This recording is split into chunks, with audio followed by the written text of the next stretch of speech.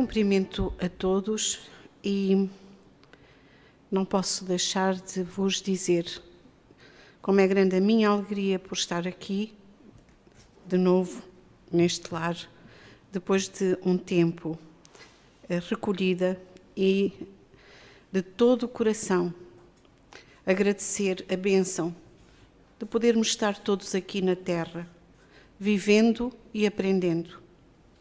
Agradecer a amorosa oportunidade que nos é dada nesta hora de podermos refletir em voz alta sobre os ensinamentos de Jesus. A Ele rogando a compreensão e a luz para a nossa limitação. E rogando também aos queridos mentores espirituais nos amparem, nos intuam e nos guiem. O tema da nossa palestra é Pai Nosso que estais no céu, como todos já puderam ler. E esta expressão que é tão cara aos espíritos que somos, é a primeira frase, como é a primeira expressão de um conjunto de expressões que Jesus encadeou de uma forma divina e que nos deixou. Iremos tentar falar deste assunto, primeiro falando da importância da oração, depois da importância de Jesus, uma vez que foi Ele que nos ensinou esta oração. Falar do contexto em que Ele nos deixou este ensinamento e depois então ir a esta expressão, Deus que é Pai, Deus que é nosso Pai e Deus que está no céu. Então, Pai nosso que estás no céu, são as palavras que iniciam a única oração que Jesus nos ensinou. E no Evangelho segundo o Espiritismo, no capítulo 28, o último capítulo, na coletânea de preces espíritas, Allan Kardec refere que os espíritos recomendaram que esta oração estivesse em primeiro lugar. E nós sabemos que nada é por acaso. Em todo este trabalho de comunicação conosco, de tentativa e de trabalho para nos iluminar o espírito, nada é acaso. Então, os espíritos recomendaram que esta oração estivesse em primeiro lugar. E entende Allan Kardec, talvez por proceder de Jesus, mas porque ela pode suprir a todas. Se mais não soubéssemos, e ainda que não saibamos, naturalmente, porque falar com Deus nós falamos com as palavras do nosso coração, Ele entende todas as linguagens, mas esta oração pode suprir a todas. E diz-nos o nosso querido codificador, é o mais perfeito modelo de concisão, verdadeira obra-prima de sublimidade na simplicidade. Sob a forma mais singela, ela resume todos os deveres do homem, para com Deus, para consigo mesmo e para com o próximo. Que interessante nós podermos entender o Pai Nosso desta forma mais lata, mais abrangente.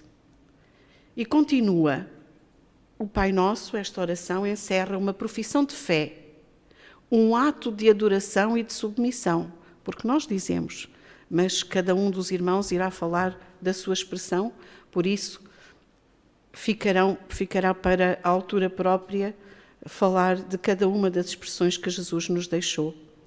É também um pedido para as coisas que nos são necessárias na vida e tem nela íncito o princípio da caridade. Só que por ela ser tão simples, tão concisa, em virtude da sua brevidade, o sentido profundo que encerram as poucas palavras de que ela se compõe escapa à maioria das pessoas. E muitas vezes nós sabemos que dizemos e não estamos devidamente sentindo as palavras que dizemos. E daí vem, muitas vezes, dizermos o Pai Nosso sem que os nossos pensamentos se detenham nas aplicações de cada uma destas expressões que Jesus nos ensinou. Portanto, é muito importante para nós compreendermos a importância de cada uma das palavras e expressões encadeadas nesta oração ensinada por Jesus. E com certeza por isso mesmo nos foi sugerido pela nossa diretora espiritual encarnada que analisássemos aqui em conjunto a oração. Esta oração que Jesus nos ensinou, e não podemos deixar de falar de Jesus, porque sabemos da importância que Jesus tem, cada um de nós, nas nossas vidas, da importância que Jesus tem para o nosso mundo, e não é demais recordá-lo a todo momento, porque de alguma forma nós compreendemos que temos andado muito esquecidos e andamos ainda muito esquecidos. Para podermos perceber melhor, trouxe alguns excertos, muitos há, escolhi estes que sempre tocaram a minha alma e compartilho. Com certeza vós outros sabereis. No Livro dos Espíritos, questão 625, qual o tipo mais perfeito que Deus tem oferecido ao homem para lhe servir de guia e modelo? Resposta simples. Aqui, Jesus. Noutras edições, vede Jesus.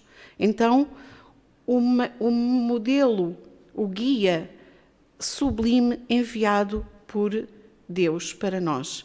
E Kardec ainda nos esclarece, para nós, para o homem da Terra, Jesus constitui o tipo da perfeição moral a que a humanidade pode aspirar. E Deus nos o oferece como o mais perfeito modelo. E a doutrina que Ele nos ensinou é a expressão mais pura da lei do Senhor. Então nós podemos, sem medo, confiar naquilo que Jesus nos disse e devemos, em verdade, segui-lo. Porque Ele é aquilo, ou é a luz a que mais poderemos desejar seguir e atingir. Mas Emmanuel, neste livro A Caminho da Luz, vai nos dizer de uma outra forma.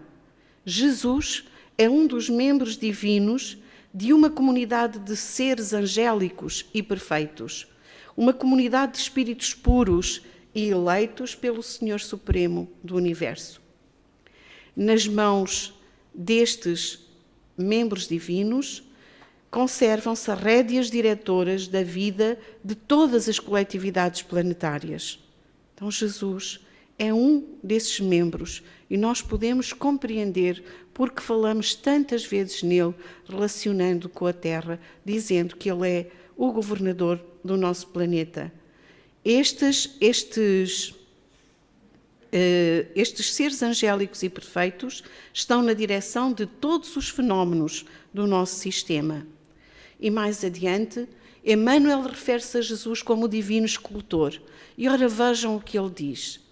Com as suas legiões de trabalhadores divinos, não esteve sozinho Jesus, operou a escultura geológica do orbe terreno, criou o mundo em que vivemos. Com os seus exércitos de trabalhadores devotados, estatuiu regulamentos dos fenómenos físicos da Terra, organizou o cenário da vida, criando, sob as vistas de Deus, o indispensável à existência dos seres do porvir. A ciência do mundo não lhe viu as mãos augustas e sábias. Milhares de anos foram precisos aos operários de Jesus. Foram e continuam a ser. Trouxe isto também para compreendermos que se Jesus trabalhou na Terra e os espíritos superiores com ele trabalharam, continuam a trabalhar, porque estamos em constante movimento, em constante evolução. Mas ainda algo só para guardarmos nas nossas almas, nos nossos espíritos, no livro Evolução em Dois Mundos. André Luiz refere-se, pelas mãos de Chico Xavier, às inteligências divinas que com Deus vivem em processo de comunhão indescritível. Nós às vezes vemos as palavras de Jesus, lemos: eu sou o caminho, a verdade e a vida, ninguém vem ao Pai senão por mim. Percebemos, de alguma forma, se abre com a doutrina espírita um melhor entendimento destas palavras de Jesus. Então, estas inteligências que laboram perto de Deus constroem os sistemas da imensidade ao serviço de cocriação em plano maior. São agentes orientadores da criação. São inteligências gloriosas trabalhando no universo ao serviço de Deus. É Jesus uma dessas inteligências que comunga com o Pai. Então, depois de trazer Jesus de novo e de uma forma talvez mais firme aos nossos corações, vejamos em que contexto é que Jesus ensinou esta oração. Em Lucas 11, no versículo 11, no capítulo 11, versículos 1 e 2, reza assim: E aconteceu que, estando ele a orar em certo lugar, quando acabou, lhe disse um dos seus discípulos: Senhor, ensina-nos a orar, como também João ensinou aos seus discípulos. E ele lhes disse: Quando orardes, dizei: Pai nosso que estais nos céus. Então, nós não nos vamos deter na análise de cada uma destas palavras, mas podemos perceber que Jesus orava. E Jesus orava de forma diferente, porque os judeus, na sua cultura religiosa, também oravam. Tinham horas, tinham locais, eles oravam. Mas os discípulos viam com Jesus um novo modo de orar a Deus. Eles viam um valor acrescido na oração. Eles viam a paz e a harmonia que Jesus auria quando orava. Eles viam a energia salutar que dele se desprendia. Eles viram a transfiguração de Jesus no Monte do Tabor. Eles viram Jesus falar com as ondas e acalmar o mar. Eles viram isso tudo. Portanto, eles percebiam uma forma diferente de orar e pediram que os ensinasse. Já em Mateus, esta oração está inclusa no Sermão da Montanha e no capítulo 6, versículos 5 a 13. Mas tu, quando orares, entra no teu aposento e, fechando a tua porta, ora a teu Pai que está em secreto. E teu Pai, que vê em secreto, te recompensará publicamente.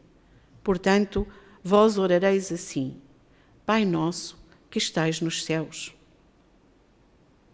E aqui nós vemos que Jesus orienta objetivamente que quando quisermos orar, oremos ao Pai.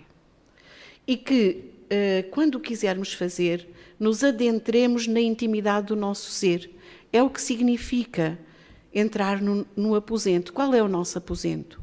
É o nosso interior, a nossa intimidade. Onde estão todos os nossos segredos? Onde estão todas as coisas que às vezes vemos, outras vezes nem queremos ver? E falarmos com o Pai com total e plena confiança, com humildade e com simplicidade. Porque nós percebemos que um pai conhece bem o seu filho, e este pai conhece bem todos os seus filhos, os seus segredos, sabe mais ele do que precisamos, do que nós próprios sabemos até o que lhe pedirmos. E entramos então nestas três expressões que Jesus nos deixou. Deus é Pai. E lembremos a época de Jesus. Na época de Jesus, os judeus não pronunciavam o nome de Deus diretamente, não o faziam. Diziam Senhor e sempre se prostravam, se ajoelhavam. Oravam segundo protocolos, segundo formalidades, em locais e horas marcados. Portanto, era tudo muito formal. Isto porquê? Eu estou a falar do tempo dos judeus e lembro os nossos tempos. Os tempos da minha infância, muito marcados por esta realidade. Havia o tempo e o espaço para orar a Deus e o resto era a vida, como se Deus fosse separado da vida ou a vida separada de Deus. Porque os homens entendiam Deus à sua imagem, à imagem de si mesmos. E eles o viam naquela altura, e com certeza muitos de nós ainda hoje, como um patriarca que era o ser mais importante para aquelas sociedades. Um rei soberano e todo-poderoso. Viam Deus como um juiz e como um carrasco que julgava e que punia. E então Deus era o Senhor dos exércitos, o Senhor todo-poderoso, temido pelo seu poder. Os homens temiam a Deus. E muitos crentes ofereciam-lhe sacrifícios. Para quê? Para obter as suas graças e para obter a sua predileção. Negociavam com Deus.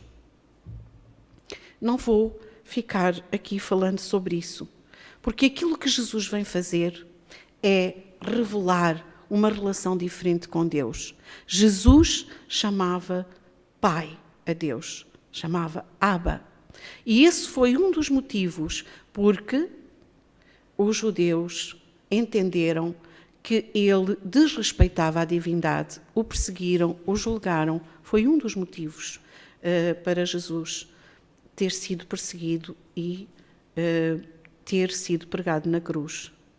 Então Jesus vem ajudar a humanidade a reformular este entendimento que tinha sobre Deus, a pensar em Deus como um Pai misericordioso e perfeito, porque nós sabemos, de uma forma geral, que o Pai é aquele que dá a vida, é aquele que cuida, que ampara, que orienta os filhos em todos os momentos, é aquele que quer a felicidade dos seus filhos e os ajuda a fortalecer, que os ajuda a aprender, que os ajuda a crescer, que os ajuda a ser autónomo e responsável. Sabemos que cada pai deseja sempre o melhor para o seu filho, não deixando o filho de fazer aquilo que lhe compete, a parte que lhe compete, não é assim? Porque o pai não pode substituir nunca a parte que compete ao filho.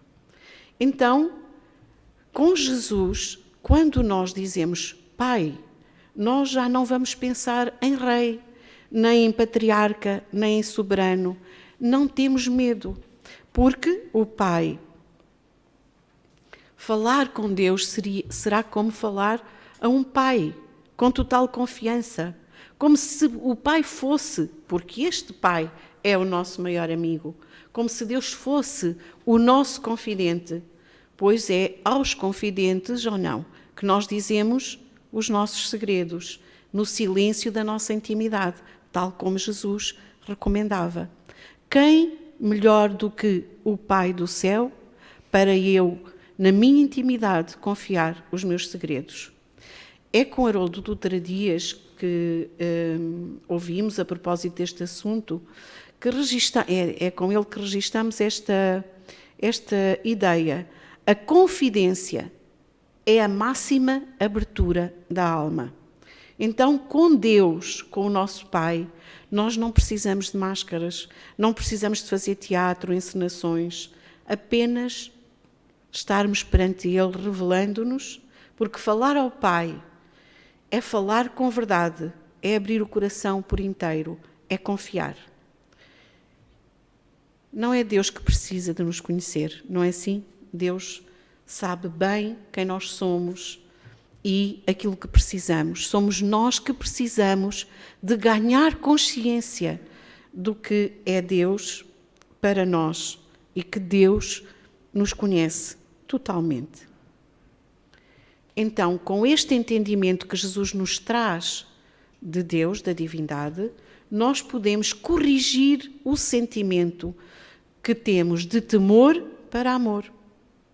Eu lembro-me de temer a Deus ainda, criança. Nem sabia do que temia, mas sabia que Ele estava em toda a parte e em toda a parte me via. E eu, naturalmente, não faria tudo certo e ainda hoje não faço. Mas já temos outro tipo de consciência, não é assim?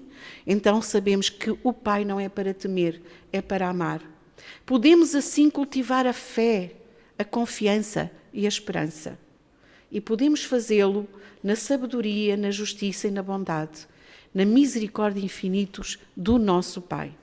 Porque o laço que une o Pai a cada filho é imutável e é inquebrável, é eterno. Jesus, no fundo, ele queria e quer ainda hoje modificar a nossa relação com Deus e com o próximo, os nossos irmãos em Deus. Curiosamente, a palavra Pai, referindo Deus, está no Novo Testamento cerca de 200 de vezes. No Antigo Testamento chega quase a uma dezena, para percebermos. E encontrei este versículo de Isaías para compreender que alguns dos profetas, eles também já tinham o entendimento de Deus. Mas agora, ó Senhor, Tu és nosso Pai, nós o barro e Tu o nosso oleiro, e todos nós a obra das Tuas mãos. Porque Deus é nosso Pai. Se Deus, nós sabemos, é a causa primária de todas as coisas, é o Criador de tudo o que existe, de todos os corpos celestes e de todos os seres que os habitam, é igualmente o Pai de todas as criaturas, de toda a humanidade deste mundo onde habitamos. O Pai a quem nós oramos, que recebe os nossos louvores, os nossos agradecimentos, os nossos pedidos, é o Pai de todas as criaturas que o mesmo fazem ou ainda não fazem, que habitam conosco neste planeta e em todos os outros mundos. Então, como Pai amoroso que é, Ele cuida de todos os seus filhos. Vela pelo interesse de todos os filhos, daqueles que Ele acabou de criar, tais como daqueles que já num plano muito elevado ajudam os seus irmãos mais novos. Vela pelos nossos interesses, mas vela pelos interesses de todos os outros. Então, todos nós somos irmãos, sob o olhar atento do nosso Pai do céu. E na medida em que nós somos todos filhos dele e que ele é infinitamente justo e bom, então nós somos todos iguais perante ele. Ao aceitarmos Deus como Pai, nós aceitamos a sua justiça, amor, caridade e sabedoria ao serviço de todos nós. Ele está com todos os seus filhos. Quando aceitamos a Deus como Pai, nós criamos um vínculo com o nosso próximo. Dizemos Pai nosso. Não é Pai meu, ou meu Pai, ou Pai do meu Pai, ou qualquer outra forma que nós temos de dizer meu, meu, meu. Não é, é nosso. Somos todos filhos do mesmo Pai, temos a obrigação de aceitar e conviver com o próximo como nosso irmão. Do ponto de vista espiritual, nenhuma das criaturas de Deus é um estranho. É só apenas alguém de quem não sabemos o nome ainda. São irmãos que desconhecemos, não vimos, mas sabemos que existem. Então, cada um de nós tem para com esses irmãos obrigações, deveres. Gostemos ou não, um irmão, devemos ajudá-lo quando é preciso, gostemos ou não, queiramos ou não, os irmãos estão todos ligados entre si.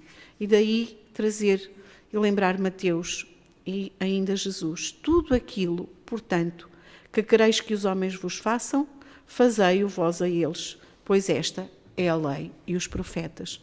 E esta é a regra de ouro para todos nós, que se tentarmos, e cada um o tenta à sua medida, naturalmente, se tentarmos, conseguiremos cumprir.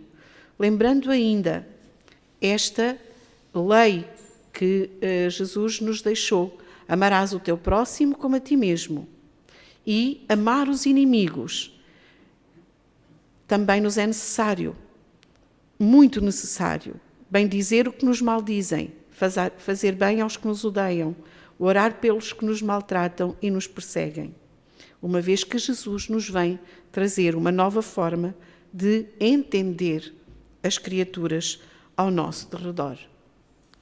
E, finalmente, esta ideia, que estais no céu. Deus está no céu.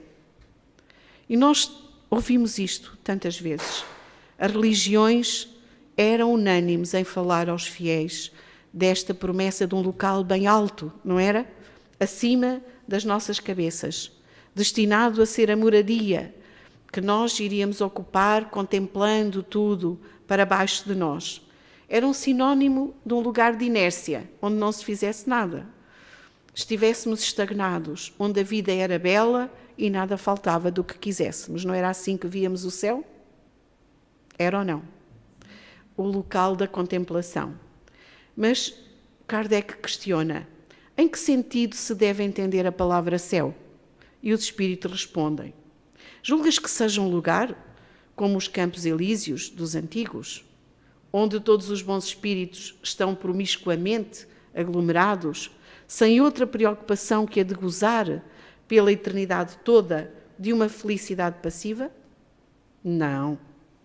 É o espaço universal. São os planetas, as estrelas e todos os mundos superiores, onde os espíritos gozam plenamente de suas faculdades, sem as tribulações da vida material, nem as angústias peculiares à inferioridade. E Eliseu Rigonati ajuda-nos a compreender que a expressão reino dos céus, quando nós a utilizamos objetivamente, o reino dos céus, designa o que nos é exterior, o universo, do qual a Terra faz parte e onde habitamos, e reserva-se a denominação reino dos céus para os lugares felizes do universo, que são os mundos regenerados, os felizes e os divinos. Ainda que nós saibamos que Deus está em toda a parte, porque toda a criação é sua. Mas tomada no sentido subjetivo, a expressão reino dos céus designa a tranquilidade de consciência, a paz interior, a felicidade íntima, a suavidade no coração, a calma interna, a fé viva em Deus, tudo isso originado da perfeita compreensão das leis divinas e de completa submissão à vontade do Senhor. Então, vemos duas formas de poder entender o reino dos céus, ou o reino de Deus, que Jesus utilizava as duas expressões, recomendando-nos que o buscássemos, não era assim? E o buscaremos de uma forma exterior, mas também o teremos que buscar de uma forma íntima e interior, porque o reino dos céus, ele pode estar dentro de nós, não é assim? E o Espiritismo, ele veio desvendar um novo conceito para este reino, explicando que tanto o reino dos céus como o reino de Deus equivale a atingir a meta da reforma íntima e da perfeição. Não é isso que aprendemos? Quando chegarmos ao topo da nossa escada de ascensão, estaremos nos céus. À nossa medida, tentaremos, como sabemos e podemos, também estar nos céus de consciência tranquila. Então, o reino de Deus, o homem o traz em si mesmo. E é no exercício das suas faculdades e no desenvolvimento das suas potencialidades que se lhe depara o meio de alcançá-lo. Isto é, o meio de atingir a perfeição moral. Unicamente com um trabalho demorado, penoso muitas vezes, incessante, o homem o conquistará. O irmão Fernando referiu-se na prece de abertura a momentos penosos, difíceis que hoje vivemos. Fazem parte desta conquista da compreensão, desta conquista de ascensão. Jesus não se cansou de nos dizer que precisamos trabalhar ativamente para alcançarmos o reino de Deus ou o reino dos céus em nós. Diz ele assim, em Lucas 17, 20, 21. Interrogado pelos fariseus sobre quando havia de vir o reino de Deus, respondeu-lhes e disse: o reino de Deus não vem com a aparência exterior. Nem dirão, ei-lo aqui ou ei-lo ali, porque eis que o reino de Deus está entre vós. Então Jesus refere-se ao reino dos céus e ao reino de Deus, sempre apontando para a sua busca e dando-nos a entender pelas diferentes parábolas que nós podemos compulsar que quando nós o encontrávamos, este encontro mudava a nossa vida e que era algo que se ia desenvolvendo, lembram-se, fermentando, ia crescendo, frutificando, tal como acontece com a tomada de consciência e a reforma íntima, porque tudo é progressivo. Dizia-nos ele, em Mateus 6,33, buscai primeiro o reino de Deus e a sua justiça, e todas estas coisas vos serão acrescentadas. E no livro Boa Nova, de Humberto de Campos, no capítulo 12, diz ele, o reino do céu no coração deve ser o tema central da nossa vida. Tudo mais é acessório, porque a edificação do reino do céu no coração dos homens deve constituir a preocupação primeira, a aspiração mais nobre da alma, as esperanças centrais do espírito. E Emmanuel, quase a terminar, no livro Justiça Divina, num capítulo chamado Céu, ele diz, aflitiva e longa tem sido a nossa viagem multimilenária através da reencarnação, a fim de que venhamos a entender o conceito de céu. De existência a existência, entretanto, aprendemos hoje que cada espírito permanece em determinado momento evolutivo e que, por isso, o céu, em essência, é um estado de alma que varia conforme a visão interior de cada um.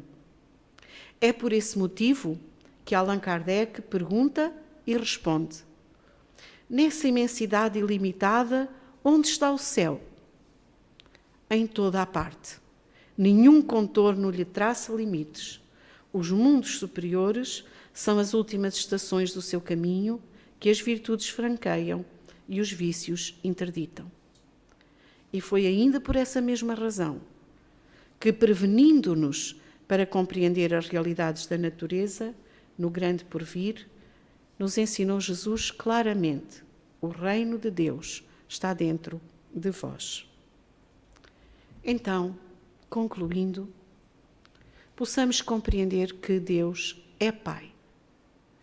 É fonte inesgotável e incessante de amor, bondade e misericórdia para cada um dos seus filhos. E podemos confiar sempre nele. Possamos compreender que todos os seres humanos são irmãos, todos provêm da sua vontade criadora, todos são sustentados pela mesma energia amorosa e orientados pela mesma sabedoria suprema, e assim possamos agir com todos fraternamente. Possamos ainda compreender que Deus está em nós, quanto nós estamos nele. A sua centelha nos anima e conduz. Estamos sempre imersos no seu halo divino e ir ao seu encontro. A sua obra divina nos nossos corações é a descoberta do caminho para ele, do caminho para a compreensão de nós mesmos, para a compreensão de que vivemos para ser perfeitos e misericordiosos, como ele é. Pois é nessa perfeição que nós seremos eternamente felizes, que estaremos junto dele. Tenhamos nós muita vontade e que ele nos abençoe.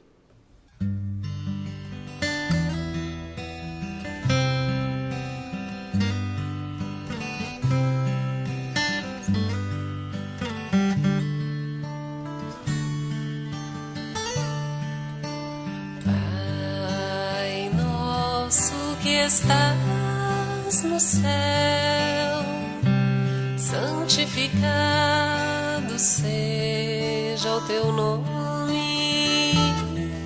Venha a nós o teu reino e seja feita a tua vontade.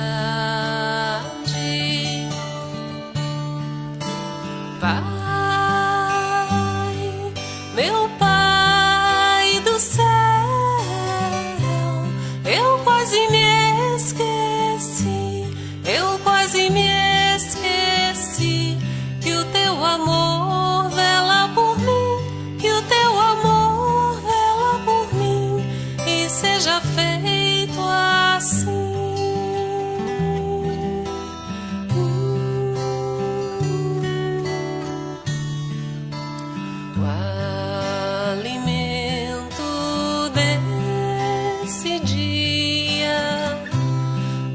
dá-nos agora e sempre, e perdoa as nossas ofensas de um modo maior do que perdoamos.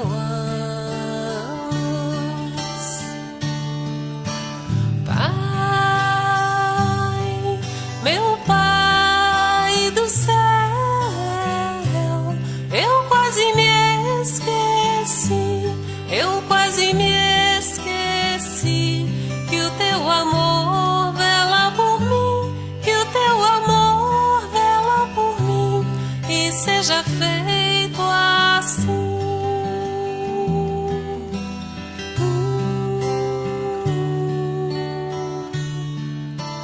O alimento desse dia dá-nos agora e sempre,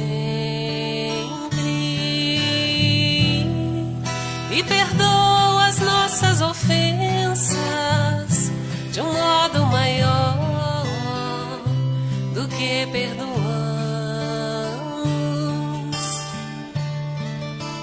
Pai,